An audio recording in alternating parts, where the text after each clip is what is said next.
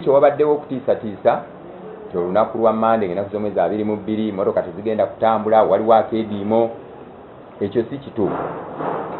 Tewaliwo keediimo konna kagenda kubeerawo, kubanga tumaze okwogeraganya n'okukkaanya ne badriver ba taxi ne bannannyini taxi abangi ennyo nti tuteekeddwa kuyita mu nkola ya kutuula kuteesa, so si kuteekawo keediimo mu kiseera kino ku nsonga eyo ey'ebipapula ebikubirwa emmotoka zaffe nga tuli ku nguudo.